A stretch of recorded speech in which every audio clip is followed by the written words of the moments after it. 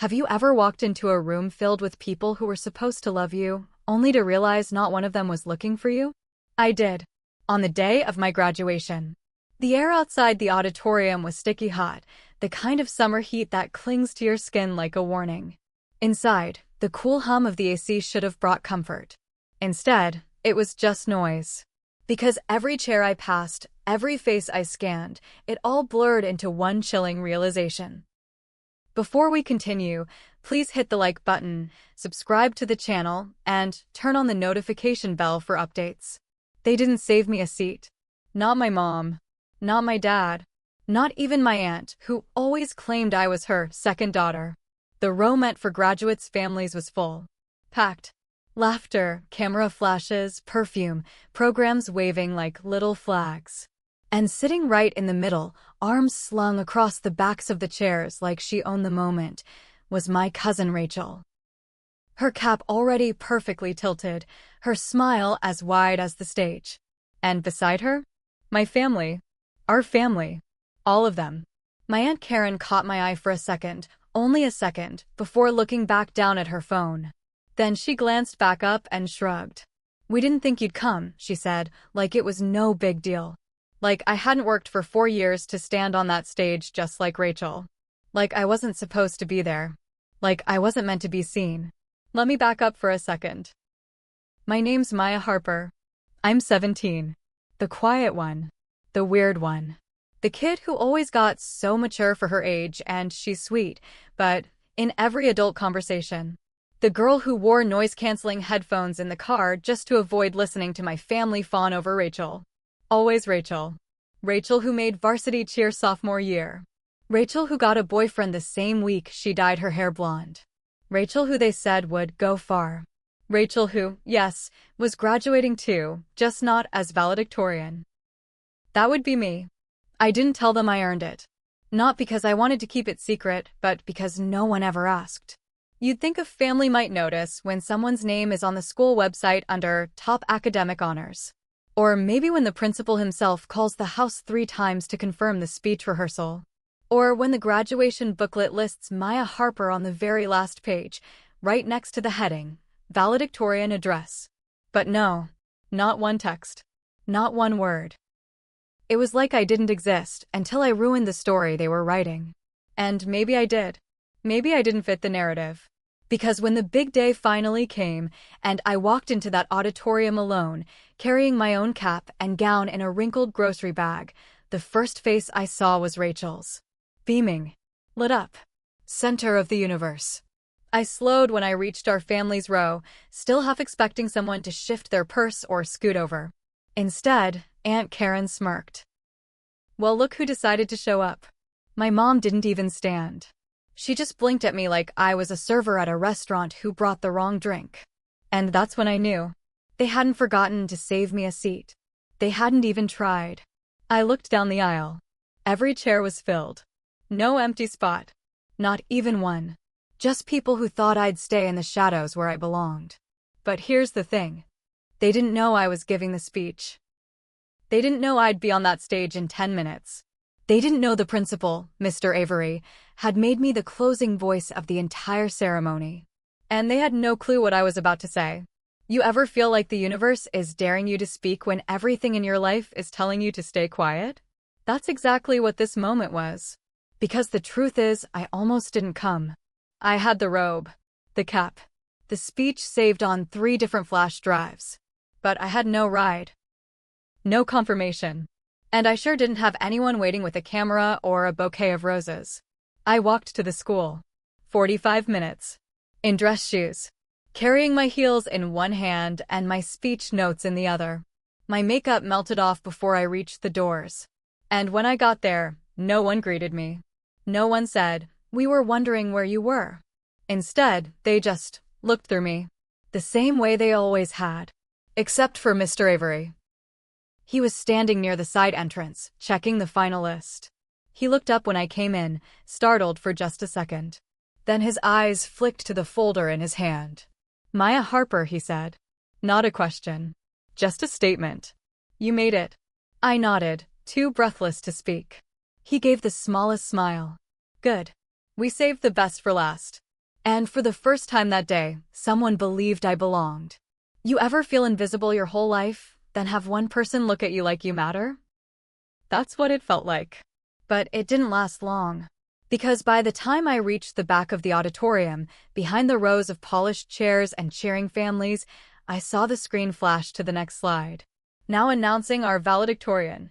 Mr. Avery was already walking to the podium. And my name was next. I hadn't even sat down. My cap was still in my hand. I looked one last time at my family's row. No one was looking back. Not even my mom. Rachel was adjusting her hair in a compact mirror. That's when it hit me. I wasn't part of their story. I never had been. And I had a choice to make. Stay silent and let the moment slip by, or walk to that stage and take up space I was never given. So I stepped forward. But what happened next wasn't just about me. Because when Mr. Avery looked down at the note card with my name, he froze. And then he looked up. Right at me. Have you ever heard someone tell your story like you weren't even in the room? I have. More times than I can count. But one conversation stuck with me more than all the others. And it happened 1 week before graduation. We were sitting at the dinner table at my aunt's house. Me, my mom, Aunt Karen, Uncle Leo, and of course, Rachel. It was supposed to be a family celebration dinner. Graduation prep. Hype night. That kind of thing. Except I hadn't said a word in 40 minutes. Not because I didn't have anything to say, but because no one bothered to ask. So Rachel's got her nails booked, Aunt Karen said, buttering a roll like she was performing surgery. Her dress came in, thank God. Oh, and her grad cap? Customized. The glitter almost blinded me. I think it's gonna trend, Rachel said, smiling like it was already true. It says, the Queen has graduated. Perfect, said my mom. That's so you. I just stared at my mashed potatoes, wondering if I should say it. The news. The real reason I was waiting for someone to ask. Because I had something to celebrate too. But no one asked. So finally I spoke. I got valedictorian, I said. The silence lasted maybe half a second, just long enough for me to think maybe it would land. Then Aunt Karen burst out laughing. Oh, honey, she said. That's cute. Cute. Rachel raised one perfect eyebrow. Wait, what does that mean? It means, I said slowly, that I'm ranked #1 in our class. So I'm giving the speech. They stared at me like I'd announced I was moving to Mars. No offense, Maya, Aunt Karen said, tilting her head, but are you sure? I blinked. Yeah. Mr. Avery called to confirm it last week. My mom furrowed her brow. You didn't mention that. You never asked. Another silence. Then Uncle Leo, trying to be funny, well hey, guess you'll get a little spotlight too. Rachel gave a tight smile. Weird. They didn't even tell me who was picked. I shrugged. Maybe because it wasn't you. That earned a sharp look from my mom. I added quickly, I worked really hard. I kept it quiet, but it's not new. I've been top of the class all year. Aunt Karen sipped her wine. Maya, sweetheart, you don't need to compete with Rachel. Let her have her moment. It wasn't about competition. It never was. But they made it that way every time. Every birthday, every holiday, every school milestone, Rachel got the speeches. I got oh yeah and Maya too. So I looked right at my mom and said it. I am graduating. I'm giving the speech. You'll save me a seat, right? She didn't answer. That silence was louder than anything she could have said. The next morning, I heard her on the phone with my aunt through my bedroom door. She was talking in that low whisper adults use when they don't want you to hear. She's just being dramatic. Honestly, I'm not sure she'll even show up. You know Maya. That night, I rewrote my speech. Not because I was angry, but because I wasn't going to say thank you to people who didn't believe in me. And I wasn't going to pretend like their silence didn't shape me. You ever change everything about a speech at 3 a.m.? Not because the words were wrong, but because the people listening weren't who you thought they'd be? I cut out the part where I thanked my mom. I removed the story about Rachel giving me advice. Because none of that ever happened. I wrote the truth. That's what they didn't expect. Because let's be honest, some families don't actually want you to succeed. They want you to play a role. Mine wanted me to be the quiet girl in the corner, clapping for Rachel. They wanted a +1. Not a headliner. The days leading up to graduation were awkward. No one brought it up again. My mom made excuses about work. Aunt Karen started a group chat titled Rachel's Big Day and left me out of it.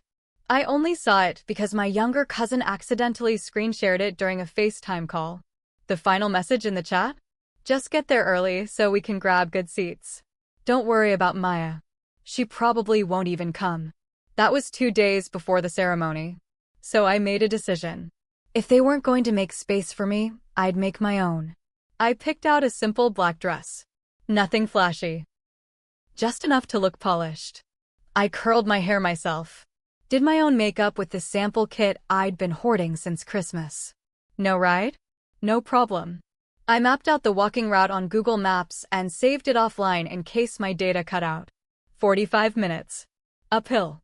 In dress shoes. By the time I reached the auditorium, I looked like I'd run a marathon. Sweat under my arms. Lipstick smudged. But I didn't care. I was there.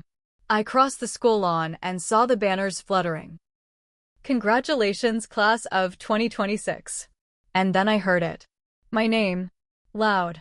Clear. Echoing across the speaker system. Maya Harper, valedictorian. That was the moment.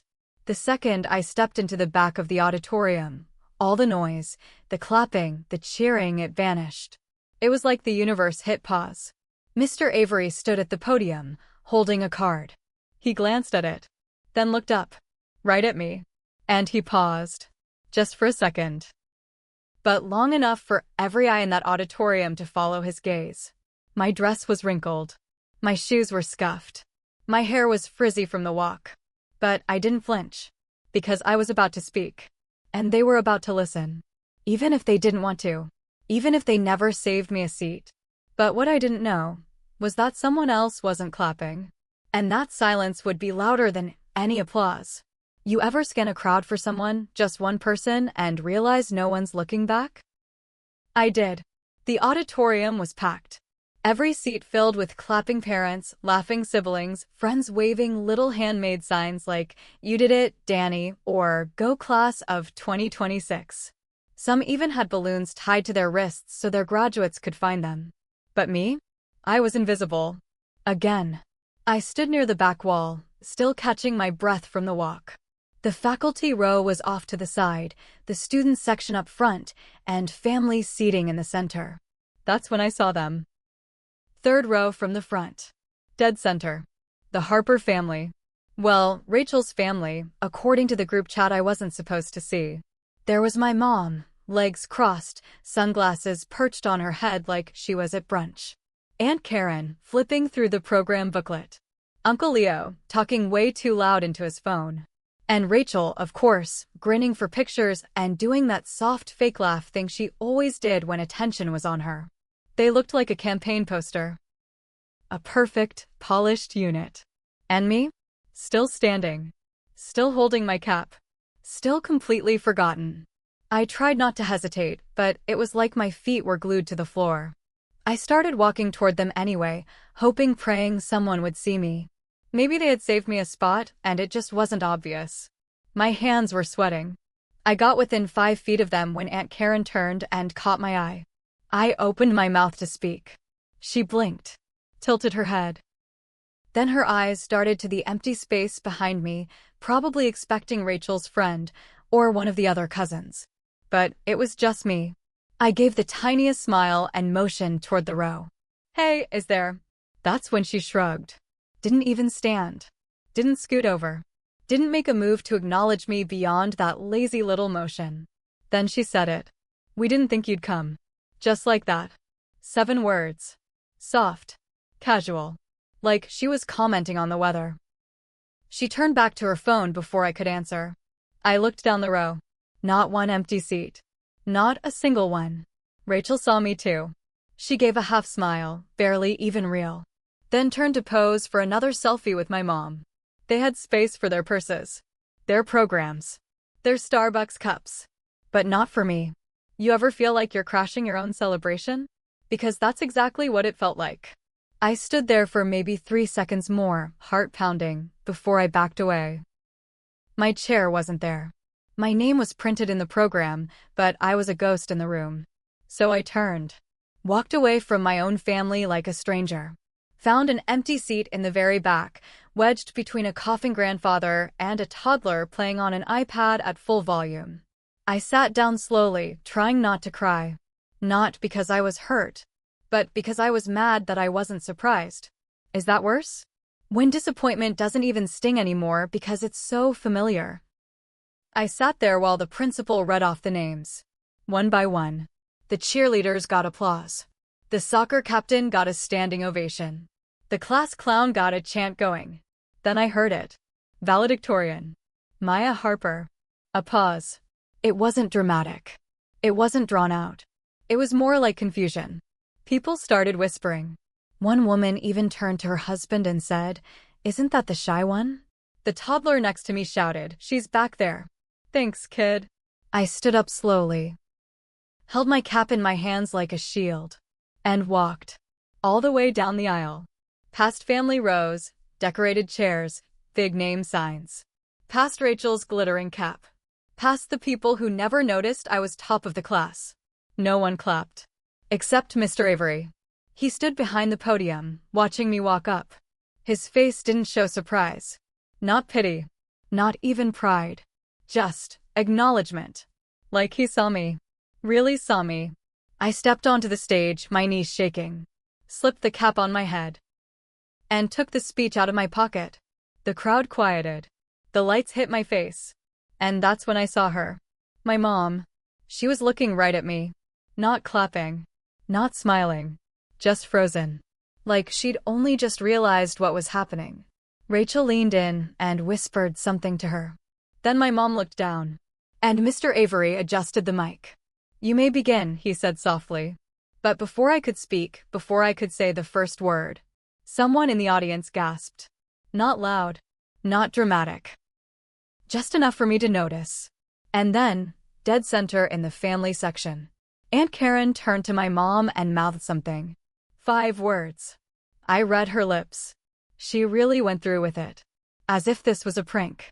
As if standing up here, after being left out, ignored, erased, was some kind of rebellion. And maybe it was. But not the kind they expected. Because what I was about to say wasn't rehearsed. It wasn't polished. It wasn't for them. It was for every kid who's ever been the afterthought. The background noise. The "we didn't think you'd come" story. I looked out over the sea of faces, took a deep breath, and opened my mouth. But what came next would change everything. And no one saw it coming. Have you ever felt a room holding its breath with you? Not cheering. Not judging. Just waiting. That's what it felt like standing at that podium. The microphone hummed softly. Too softly. Like it was testing me. The lights were hot against my skin, and suddenly I was painfully aware of everything: my heartbeat, the way my fingers shook around the edge of the podium, the fact that my family was sitting front and center and still hadn't clapped. I glanced down at the note card in my hand. My name was printed neatly at the top. Valedictorian, Maya Harper. That word still didn't feel real. Mr. Avery stood just to my left. He'd stepped slightly back, giving me the stage, but not abandoning me. I noticed that. I noticed everything in that moment. And then I noticed something else. He wasn't looking at the audience. He was looking at me. Really looking. Not the polite, go ahead look. Not the rushed, we're behind schedule look. But something else. Something heavier. As if he knew this wasn't going to be a normal speech. I cleared my throat. The sound echoed through the auditorium, sharp and awkward. A few people shifted in their seats. Someone coughed. The toddler in the back finally went quiet. I could feel my family's eyes now. Not warm. Not proud. Curious. Concerned. Like they were trying to figure out how this happened. I leaned closer to the mic. And then, before I could say a word, Mr. Avery raised his hand. Just slightly. A pause. The kind that doesn't seem like much, but somehow changes everything. He leaned toward the microphone and said, "Before we begin, I'd like to say something." The audience murmured. This wasn't on the program. Rachel sat up straighter. My mom frowned. Mr. Avery looked out over the crowd, then back at me. Graduation speeches are usually about achievements, he said. Numbers. Rankings. Awards. He stopped, looked down at the card again, then back up. But sometimes, he continued, they're about presence. About showing up. Even when no one expects you to. My heart slammed into my ribs. I didn't know he knew. I didn't know he'd noticed. The room went quiet. And then he nodded at me. Once. You may begin. I inhaled. Slow. Deep. The kind of breath you take before you jump. Good afternoon, I said. My voice didn't crack. That surprised me. My name is Maya Harper. And I'm honored to stand here today. A few claps started. Scattered. Polite. I didn't look at my family. Not yet. I looked at the ceiling. At the banners. At the words painted on the wall. Dream big. Achieve more. I want to talk about success, I continued. Not the kind that looks good in photos. Not the kind that comes with applause. People leaned in. You could feel it. The shift. Growing up, I learned early how easy it is to disappear. To be the quiet one. The reliable one. The person people forget to check on because they assume you'll be fine. I paused. Let that sit. I learned that sometimes, the hardest part of achieving something isn't the work. It's believing you deserve to take up space. There it was. A ripple through the crowd. A woman in the second row dabbed at her eyes. A group of seniors exchanged glances. Mr. Avery folded his hands and listened. I glanced toward my family then. Rachel's smile was gone. My mom's hands were clasped together so tightly her knuckles were white.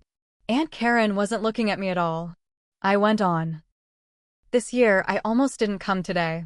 Not because I didn't care, but because I wasn't sure anyone would notice if I did. A few gasps. Soft. Real. I walked here alone, I said. Not for sympathy. Just because sometimes, that's what showing up looks like. That's when I saw it. Mr. Avery's expression changed. Not surprise. Recognition. Like he was remembering something. I didn't know it then, but he'd seen me before. Late nights in the library. Early mornings outside his office, waiting to ask questions I was too nervous to email. He knew my attendance record. Knew I never missed a day. He knew I always showed up. Even when no one was watching. I stand here today, I said, voice steady now, because I learned something important. You don't need permission to be proud of yourself. Silence. The good kind. The heavy kind. I could feel it pressing against my chest, but instead of crushing me, it lifted me. I dedicate this moment, I continued, to every student who ever felt like an afterthought. To anyone who's ever been told, directly or indirectly, that their presence was optional. My eyes flicked back to my family. Just for a second. Long enough. My mom looked away. Rachel swallowed hard. Aunt Karen crossed her arms. And then something unexpected happened. Someone clapped. One person. Somewhere behind me. Then another. Then a few more. Not loud. Not explosive. But real. The applause grew slowly, unevenly, like people weren't sure if they were allowed to feel this. Mr. Avery stepped forward then. He didn't interrupt. He didn't take the mic. He just stood closer. Support. I'll leave you with this, I said. Showing up for yourself might be the bravest thing you ever do. I stepped back from the mic. For a heartbeat, no one moved. Then the applause came. Louder. Stronger. People stood. Not everyone. But enough. I saw classmates I barely spoke to wiping their faces. Teachers nodding. Parents clapping like they meant it. And my family? Still seated. Still silent. But their silence didn't matter anymore. Because something else was happening. Mr. Avery leaned toward me and said, quietly, stay here. I frowned. Why? He looked out at the crowd. Then back at me. There's something you need to hear, he said. And then, into the microphone, he added. Before we continue, I need to make an announcement. The applause faded. The room stilled. My stomach dropped. Because whatever he was about to say, it wasn't planned. And it wasn't small. You ever have someone hand you a mic? And for the first time, no one tells you what to say? That's exactly what happened. Mr. Avery had just said there was an announcement. No one moved. No one whispered. Every eye in that auditorium was locked on him or me. I stood there, heart pounding, unsure if I should step back or stay planted. I chose the latter. And then he did something that caught everyone off guard. He stepped aside. Fully. Then he turned the mic back toward me again. "This isn't part of the program," he said, "but I think we'd all do well to hear a little more." A murmur swept through the crowd. Wait, more? Wasn't the speech over? It wasn't. Not the real one. Because the version I gave, the one that made people cry, the one that earned applause, that was my safe speech. The version I wanted to give? That was the one I wrote at 3:17 a.m. Alone. Right after I heard my aunt say, "She probably won't even come." Right after I saw my name left off the family group chat. Right after I realized that this speech, this moment, this entire milestone, meant something completely different to them than it did to me. They thought this was a formality. A box to check. They had no idea I'd made it a reckoning. So I took a breath, stepped back up, and stared into the mic. You ever speak directly to people who pretended you weren't there? Let me tell you, it's terrifying. But it's also freeing. I looked down at my notes. The ones I didn't read earlier. The ones I printed with shaking hands and folded twice. "I have another version," I said. "It's not in the program." A few nervous laughs. A cough in the back. My mom straightened in her seat. Rachel's eyes narrowed. I could feel Aunt Karen's irritation from across the room. I didn't care. Because I wasn't doing this for them. I unfolded the page and started. When you grow up invisible, you get really good at watching. The silence returned, immediate and heavy. You watch people get praise for things you quietly did first. You watch your accomplishments get brushed aside while someone else gets flowers for showing up late. The tension was real now. You could feel people wondering, is this about them? You're damn right it was. I learned to clap for myself, I said. Because sometimes, no one else will. I learned that the people closest to you might not be your loudest supporters. In fact, they might never clap. Not even when you earned something they said you couldn't. No one moved. I went on. I watched my family cheer for Rachel. Every play, every recital, every post on social media got hearts and likes and long paragraphs. A few people turned toward the front row now. I didn't look. I didn't need to. I got silence. I got forgotten. I got told, let Rachel shine. Like success has a quota. The crowd's discomfort was real now. But no one stopped me. And Mr. Avery? Still beside me. Still unmoving. Still letting me speak. I was told I shouldn't make a big deal out of things.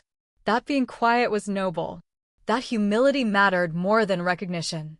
I raised my chin. But I've learned that humility doesn't mean invisibility. And success doesn't mean anything if you're too afraid to stand up and own it. I let that land. Someone clapped. One person. Then two. But this time I didn't wait for permission. I finished the thought. I earned this. I showed up for 4 years when it wasn't easy. I worked when no one was watching. I cried in bathrooms so no one would feel uncomfortable. I was overlooked, but not underqualified. Louder clapping now. A wave, moving from the back to the sides. People nodded. A few teachers wiped their eyes. I folded the speech in half. Then again. Tucked it into my robe pocket. And looked up. I didn't come here to shame anyone, I said. I came here to remind you that sometimes the quietest student in the room isn't lost. She's just waiting for the mic. Silence. Then an explosion of applause. Louder than before. This time, it wasn't polite. It wasn't obligatory. It was honest. I stepped back from the podium, overwhelmed. For the first time, I wasn't shaking. And that's when it happened. Someone in the audience called my name. Not my teacher. Not a classmate. A voice I hadn't heard clearly in months. Maya. I turned. Rachel was standing now. Right in the middle of the row. Her eyes weren't hard or mocking anymore. They were confused. You could have told us, she said. Loud. Over the mic. Over the crowd. You could hear the disbelief in her voice. The accusation. Why didn't you tell us? As if it was my job to make them care. I stared at her for a second too long. Then I leaned forward, gently, and said into the mic. I did. And I walked off the stage. But Mr. Avery stopped me halfway down. "There's something you need to see," he said. My stomach turned. "What?" He gestured toward the side hallway. "My office. After the ceremony. You got something in the mail. I think you'll want to read it." Another ripple of surprise. "Now?" I asked. He smiled. "Soon." Then his voice lowered. "But Maya, it's big."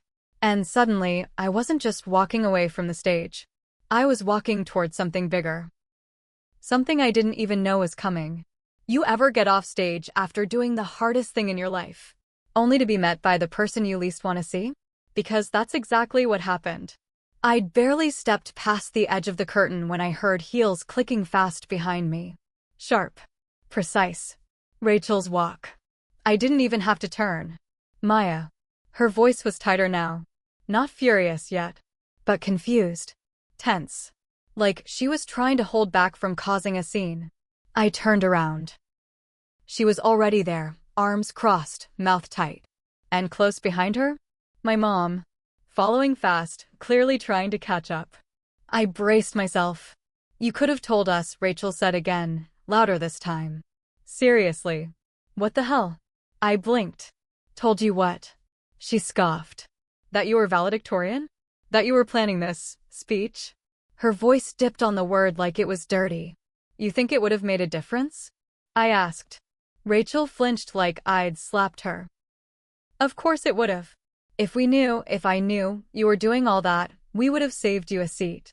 I tilted my head. "Would you have?" My mom finally caught up. "Girls, stop. This isn't the place." But Rachel was already steaming. She stepped closer. "Why are you acting like we don't support you?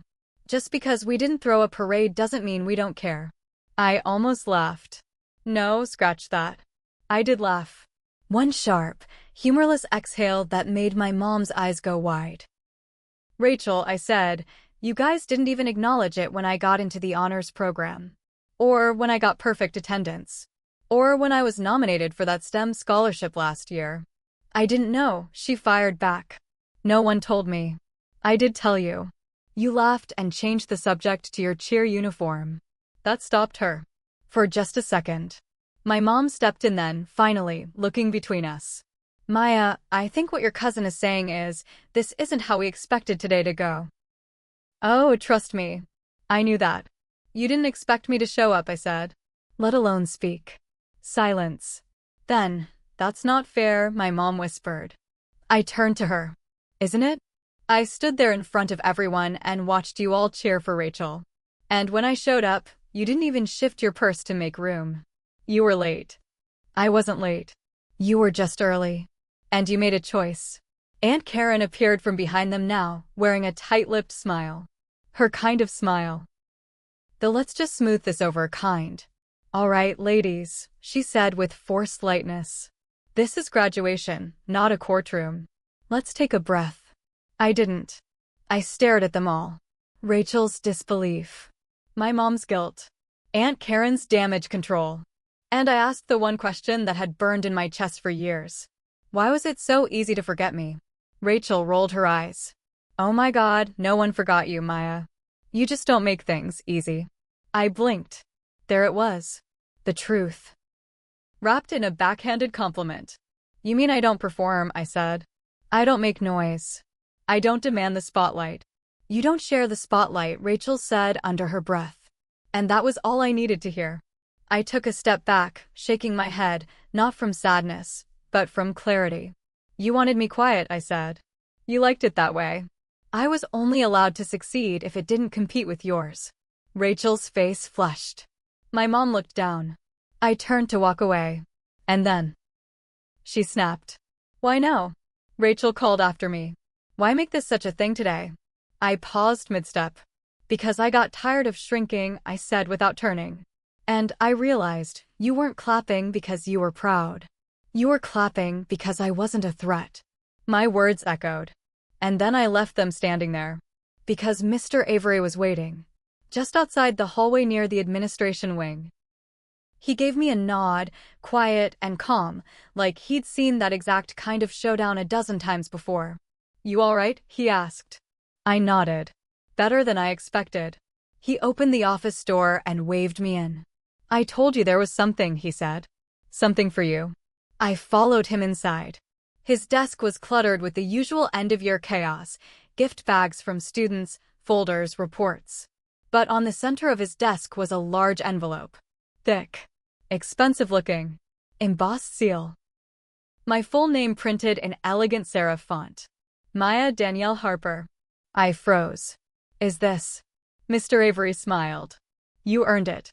Full ride. National Academic Fellowship. They wanted to surprise you, but they needed confirmation you were attending graduation." My jaw dropped.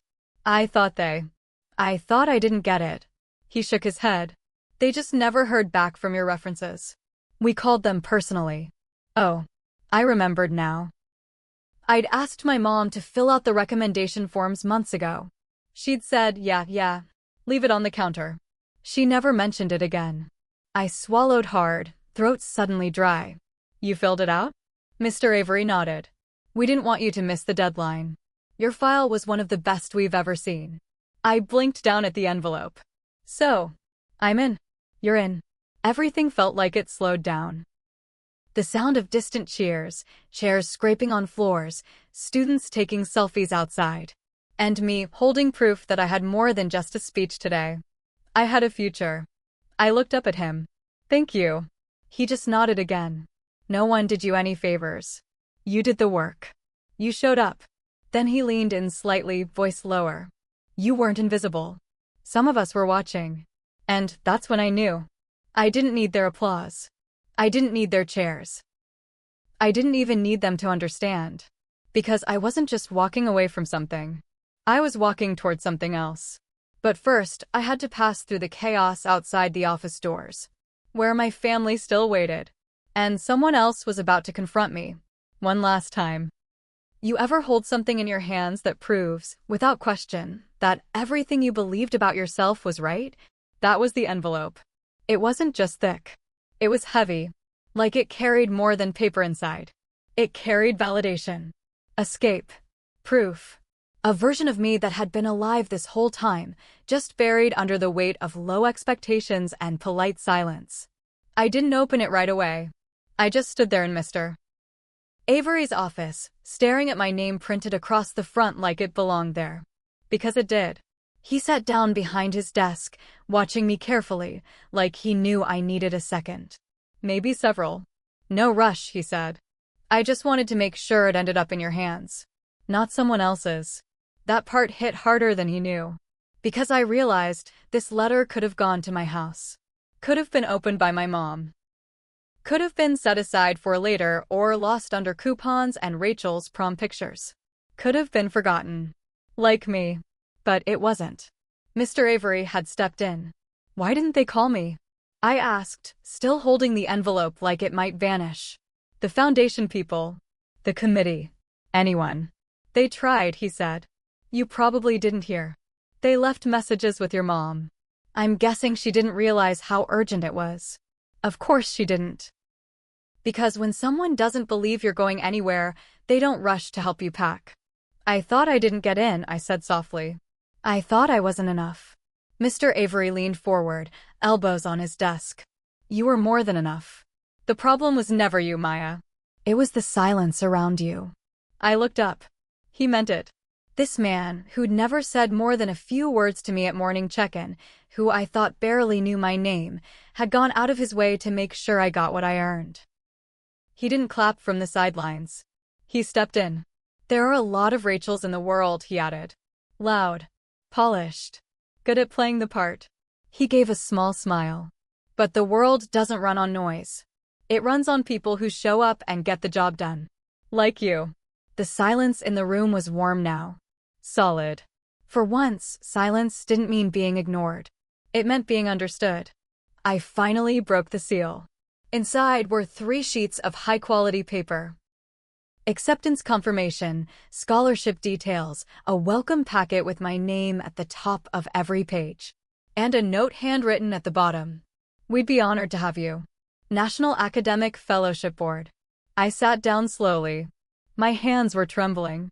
Not from fear, but from relief. I wasn't crazy. I wasn't dreaming too big. I was going. Full ride. Out of state. Out of here. Mr. Avery glanced at the clock. Ceremony's almost over. You can sneak out the back if you want. I thought about it. For maybe half a second. Then shook my head. No. I want to walk through. He nodded. No argument. No question. Just respect. I tucked the papers back into the envelope, stood up, and thanked him again. And as I opened the office door, I heard the applause still roaring from the auditorium stage. Rachel must have gone up. She was probably getting the big moment now. The confetti. The cheers. The camera flashes. And that was fine. Because I had something she didn't. I had freedom. As I stepped into the hallway, the noise shifted. I walked slowly past the gym doors, where parents were gathering for post-ceremony chaos. Hugs. Balloons. Photo ops. That's when I saw them. My family. All of them. Clustered near the main exit, arms crossed, looking tense. They weren't smiling. They weren't laughing. They were waiting.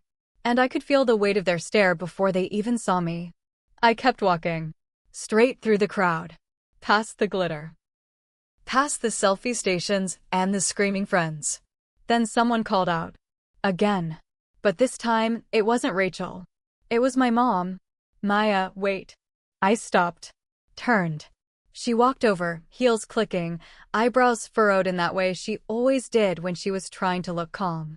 That letter, she said, eyeing the envelope. What is that? I held it up, flat and unbothered. College, I said. Full ride. She blinked. What? National Academic Fellowship. Mr. Avery made sure I got it. She opened her mouth. Closed it. Then looked away. Like she wasn't sure what to say. Like maybe there wasn't anything to say. Why didn't you tell me? She asked. My chest tightened. I wasn't angry. Not anymore. Just done. I did, I said. You just didn't listen. Behind her, Aunt Karen was watching. Rachel, too, off to the side, arms folded. This time, she didn't say a word. The glitter on her cap had already started to peel. You're really going? My mom asked. Yeah, I said. I leave this fall. I could see it now. The calculations in her head. The panic. Not because she wanted me to stay, but because she suddenly realized I was serious. Really serious. I nodded once, then walked past her. But just as I reached the edge of the parking lot, the crowd shifted, and someone stepped into my path. Not Rachel. Not my mom. Someone else. Someone I didn't expect. And what they said next, that changed everything. Again. You ever realize that every time someone didn't clap for you, it was a gift? Because when I walked out of that auditorium, past the fake smiles, the empty praise, the carefully posed family photos, I didn't feel small anymore. I felt free. But freedom doesn't come without one last test. And mine was standing directly in front of me. It was Ms. Alvarez, my 10th grade English teacher. The only teacher who ever noticed when I cried during lunch.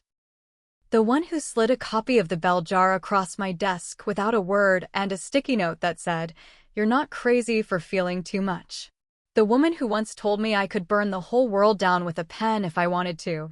She was in front of me now, holding something in her hand. I froze. "Hey," she said softly. "I was hoping to catch you before you disappeared." I glanced behind me. My family was still clustered near the entrance, like they weren't sure whether to follow or forget. "I'm not disappearing," I said. "Not anymore." Her smile widened. She held up the object in her hand. It was a tiny journal. Leather-bound. A deep shade of maroon, like dried rose petals. "I got you something," she said. "Well, technically I found it. At a flea market." I took it, unsure of what to say. "I think you've got more speeches in you," she added. "Ones that aren't for a stage." For the first time that day, my throat caught. Not because I was sad, but because she saw me. Always had. "You ever wonder," I said slowly, "how many people pretend to see you only after you're on a stage?" She gave a half nod. "That's why you remember the ones who saw you before the spotlight." I didn't hug her. I'm not a hugger. But I held that journal like it mattered more than any diploma I'd earned. Because it did. It was proof someone believed in my voice when it didn't echo off walls.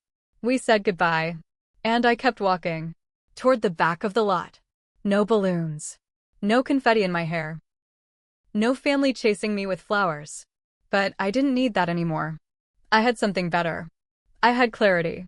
They never saved me a seat. They never clapped. And yet, here I was, standing taller than ever. I reached the edge of the parking lot and stopped. Not because I was lost, but because I wanted to take it all in one last time. The noise behind me. The voices calling names that weren't mine. The cameras that never pointed at me. It used to sting. Now it didn't. Because I realized something. When you're always asked to move aside, to shrink, to make room, you start thinking your space doesn't matter. But the moment you take it, that's when everything changes. I didn't need their applause. I didn't need their validation. And I didn't need a chair with my name on it to know I belonged. I walked alone. No one by my side. No one calling after me. And for the first time, that didn't feel lonely. It felt earned. But just as I reached the far sidewalk, one last sound cut through the noise. Footsteps. Fast ones. I turned slowly, unsure what to expect. And there, running up behind me, a little out of breath, was someone I never imagined would follow me. Not my mom. Not Rachel. Not even Mr. Avery. It was my little cousin, Elijah, only 12, wearing a too-big dress shirt and clip-on tie. He was holding a half-eaten cupcake and had confetti stuck in his hair. He slowed down when he reached me, breathing hard. "Hey," he said, like we were meeting at a bus stop, not outside an emotional battlefield. I blinked. "Hey." He looked nervous, fidgety, like he wasn't supposed to be there. I just wanted to say, he kicked a pebble. "Your speech was really cool." I didn't know what to say. He kept going. "Everyone always talks about Rachel. Like, a lot. But you're, like, different. You're quiet, but, like, not boring quiet. Smart quiet." I smiled. "That's a compliment," he clarified quickly. "I think that's cool." "Thanks," I said. "That means more than you know." He nodded, then held something out. It was his program. Folded, a little crumpled, with my name circled in thick pencil. "I marked it," he said, like it was no big deal. "So I could find your part." I felt something crack open in my chest. Not pain. Not sadness. Something gentler. Hope. "You keep that," I said. "So when you're the one on stage one day, you'll remember that you don't need anyone to give you permission." He beamed. "Can I walk with you?" I nodded. And we walked. Side by side. Just me, my little cousin, a journal, and an unopened envelope holding the future. No seat. No applause. Just me. And that was enough. But what I didn't know, that wasn't the end of the story. Because that night, something unexpected went viral. And the next morning, everyone would know my name. You ever wake up and find your name trending? Not because you won a contest. Not because of a scandal. But because someone finally listened? I didn't know how fast things could spread until that night. After Elijah and I walked down the block, I texted a rideshare to get home. It was quiet in the car. Just me and the soft hum of the engine, my envelope clutched like a secret weapon. I didn't even look at my phone the entire ride. Didn't feel the need to. No one ever messaged me after big events anyway. But the moment I stepped inside my house, dark, silent, empty, my phone buzzed once. Then twice. Then it didn't stop. 32 notifications. Then 50. Then over 100. At first, I thought maybe Rachel had tagged me in something by accident. Or worse, maybe someone had posted a meme of me walking off the stage alone. But it wasn't any of that. It was the video. Someone had filmed my speech. Not a snippet. Not a grainy story clip. The whole thing. Front row. Clear audio. Perfect framing. The caption? "This valedictorian just exposed her entire family." I've never seen a speech like this. Posted by someone I didn't even know. A junior, apparently. It had over 300,000 views already. Thousands of comments. I stared at it for a full minute before pressing play. There I was. On stage. Every word. Every pause. The moment Rachel interrupted. The way I leaned into the mic and said, I did. The comments were unhinged. She ate that. Give her the mic forever. I want her to narrate my life. Not Rachel looking shook in 4K LMAO. She's the real queen of this class. Period. And then, comment after comment from people I didn't know, but who knew me. Because they were me. I was the forgotten kid too. Graduated with zero support. This healed me. Cried in the car after my grad ceremony because my family missed it. This made me feel seen. I kept scrolling. My hands were shaking, but not from fear. This was happening. Really happening. Someone had clipped the ending of my speech, just the line. Sometimes, the quietest student in the room isn't lost. She's just waiting for the mic. That clip had over 2 million views on TikTok by midnight. I just sat there, in the dark. My bedroom never felt so quiet. But this time, the silence didn't feel like punishment. It felt like the end of a storm. I laid back, staring at the ceiling, the glow of my screen lighting the walls around me. I still hadn't heard from my mom, or Rachel, or anyone else in the family. They were probably seeing it too. And I wondered what was worse for them. The speech itself?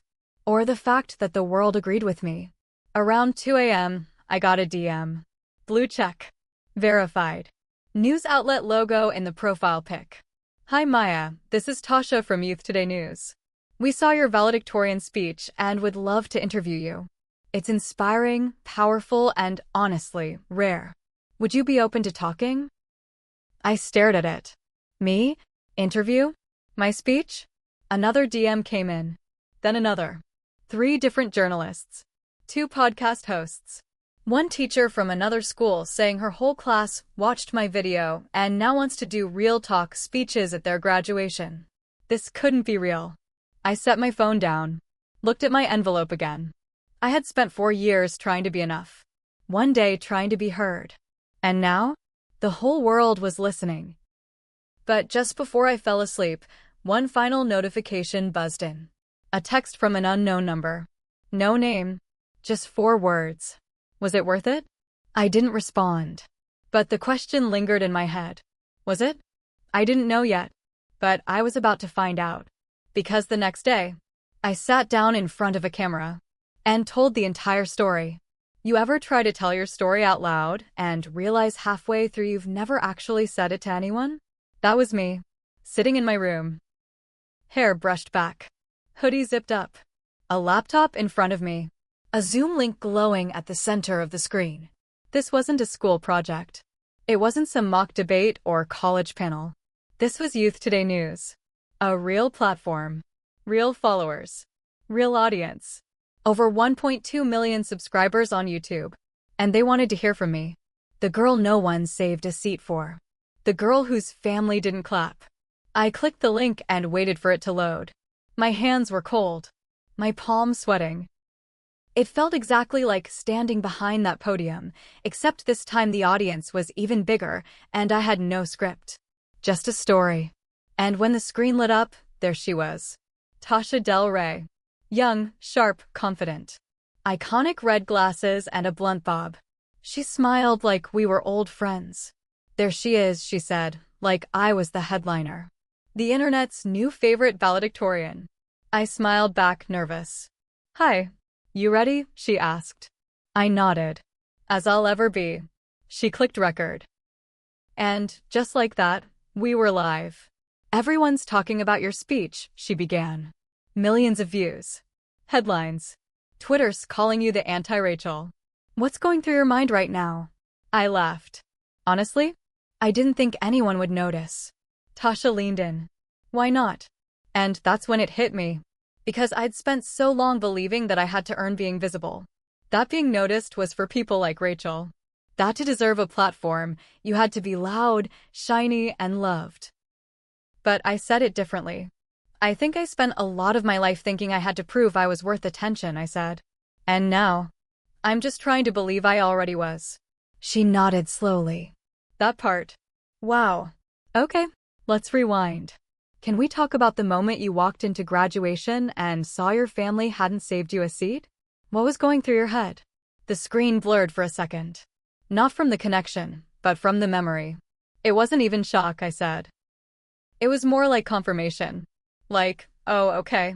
They really didn't expect me to show up. Tasha's face softened. That line hit so many people, we didn't think you'd come. It's gone viral. Did you expect your family to react the way they did? I shook my head. They didn't think I'd speak. Let alone say that. They expected me to sit quietly, smile politely, and fade out. And instead, she said, you became the loudest person in the room. I paused. I didn't want to be loud. I just didn't want to be silent anymore. That's when the chat on the live stream started blowing up. Say it again, Maya. She's speaking facts. I swear this is healing me. Tasha asked, were you scared? Saying all that? With your whole family watching. I didn't hesitate. Terrified. But more scared of what would happen if I didn't say it. There was a long pause. The good kind. The kind that means people are really listening. Then she leaned in again. One last thing, Tasha said. You said something that stuck with me. I learned to clap for myself. How do you do that now? I thought about it. The long nights. The silence. The rejection. The whispers. Then the letter. The little cousin. The journal. The walk off stage. And I said this. You clap for yourself by showing up. Even when no one's waiting. Even when no one saves you a seat. You don't need a standing ovation to know you did something real. The chat exploded again. Tasha smiled. You're gonna change a lot of people, Maya Harper. I smiled too. I think I already did. We ended the call. But before I closed my laptop, I scrolled through the livestream comments one last time. Buried between a flood of fire emojis and people calling me grad queen, one stood out. From a private account. No profile pic. No name. Just, I didn't clap then. But I am now. I stared at it for a long time. I didn't need to know who it was. I already knew. But I didn't message back. I didn't need to. Because I wasn't waiting for their approval anymore. I was walking into something bigger than that. And the next day, the school called. Because apparently, someone else had seen the speech. And now they wanted me to come back. You ever think you're walking away from a place forever, only to be invited back as someone completely different? That's what happened the Monday after graduation. I was in the kitchen, eating cereal straight out of the box because I'd officially given up on the idea of meals needing to be respectable when the landline rang. Yes, we still had one. Yes, only telemarketers and the school called it. I ignored it at first. But then I heard my mom answer. Her voice changed. Tight. Guarded. She peeked her head into the kitchen a moment later. It's for you. I frowned. Who is it? She hesitated. The principal. I took the phone. Hello. Mr. Avery's voice was just as calm as always. Hi, Maya. I hope I'm not catching you at a bad time. I looked down at the cereal box. Not at all. He chuckled lightly. I'll make this quick. We'd like you to come back this Friday. Assembly. Optional for alumni. But this one's different. I raised an eyebrow. Why? He paused. Then. Because we want you to speak. I blinked. At the assembly? No, he said. To the school. I sat down. He continued, every year, we bring back one graduate to talk to the underclassmen. Usually someone who's done something, well, exceptional. And you picked me? He didn't miss a beat. Maya, you did what few people ever have. You told the truth. And you told it with grace. I didn't respond right away. Because here's the thing. I didn't feel exceptional. I didn't feel like someone school's invited back. But then again, maybe that was the point. I'll do it, I said quietly. But I'm not watering it down. We wouldn't ask you to. Click. That Friday, I walked back onto the same campus I thought I'd escaped. Same hallways. Same posters. Same uneven tiles I used to trace with my eyes during fire drills. Except this time, people looked at me differently. Teachers nodded. Students whispered. A few asked for photos. One girl even ran up to me in the hallway and said, I showed your speech to my mom. She cried. It didn't feel like fame. It felt like impact. Like something I'd built out of scraps. The assembly was in the gym. Bright lights. Folding chairs. That awful squeak of sneakers on polished wood. Mr. Avery introduced me simply. You already know her. And then he stepped aside. I stood in front of the mic. No script this time. No shaking hands. Just truth. You don't have to be the loudest voice in the room to be heard, I began. But you do have to speak. The students leaned in. I used to think staying quiet made me noble. Made me strong. Made me likable. I paused. But silence doesn't protect you. It buries you. Nods. So many nods. I was told not to make a scene. So I didn't. For years. More nods. Whispers. Then one day I realized I wasn't in the scene at all. The room was quiet. And then I said the part one knew they needed most. Let them call you dramatic. Difficult. Too much. It's better than being invisible. That line? That one? They clapped. A full room of students. Clapping. For me. The girl no one saved a seat for. The girl who walked to her graduation alone. Afterward, I didn't stay long. Just long enough to see a few freshmen slip notes into my hand. One said, I was gonna quit. But I think I'll try one more year. Thank you. I walked out of that gym the same way I'd walked across that stage. With my head high. With no one holding my hand. And with nothing left to prove. I got home that afternoon and found a small box on the porch. No name. No return address. Inside? A bouquet of sunflowers. And a note. Sorry we didn't save you a seat. You built your own. Elijah, and maybe some help from Mom. Asterisk asterisk. I smiled. Put the note in my drawer. It didn't fix everything. But it didn't need to. Because here's the thing about healing. It doesn't always look like reconciliation. Sometimes it just looks like freedom. I still walk alone sometimes. But it's different now. I walk tall. I walk loud. I don't wait for someone to pull out a chair. I bring one. And if there's no room, I build my own damn table. To anyone out there watching this, who's ever been overlooked, underestimated, forgotten, you're not alone. You are not invisible. And you never were. Even if no one clapped. Even if no one looked up. Even if no one saved you a seat. You're still allowed to take the mic. And when you do, make sure they never forget your name.